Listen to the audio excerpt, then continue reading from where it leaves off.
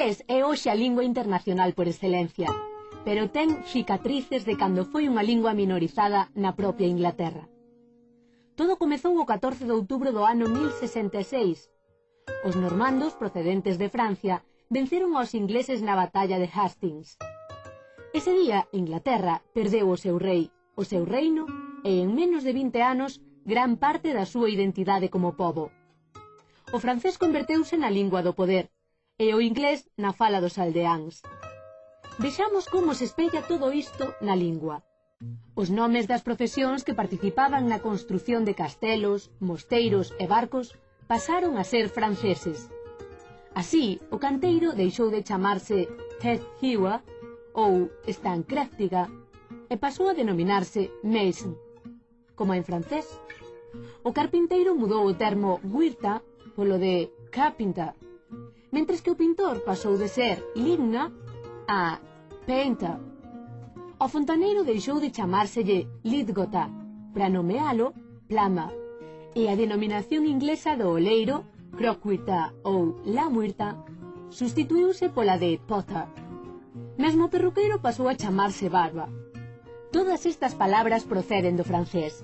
Só resistiron en inglés os nomes das profesións que os normandos non querían para eles, como é o caso do muiñeiro, que seguiu sendo mila, do cerreiro, smith, e do labrego, plowman.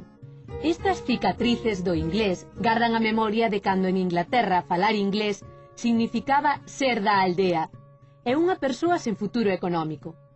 Nunca se fala disto, que mesmo ignoran moitos ingleses cultos. Pero se o inglés deu superado esa marxinación, o galego tamén a pode superar. De feito, xa está superando. Ben falado. Cal é a froita que dá o plataneiro? Plátano. Que facemos cando estamos tristes? Llorar. Mas como sabes? Por que lles contamos que cando Inglaterra caíu nas mans dos franceses só a xente da aldea seguiu falando inglés? Porque se non fora pola xente da aldea, hoxe a lingua inglesa non existiría como lingua viva. E contámolo porque o caso do galego é o mesmo. O galego existe porque labregos, mariñeiros e obreiros nunca deixaron de falar o galego nos 500 anos que o poder impediu o uso normal desta lingua. E dígolles máis, os que hoxe son especialistas en galego sono porque durante anos andaron polas aldeas recollendo as palabras, as frases e a gramática do que a xente falaba. Sen a xente da aldea non existiría esta televisión nin esta autonomía e probablemente non existiría Galicia. A aldea é a nosa Academia Galega Real.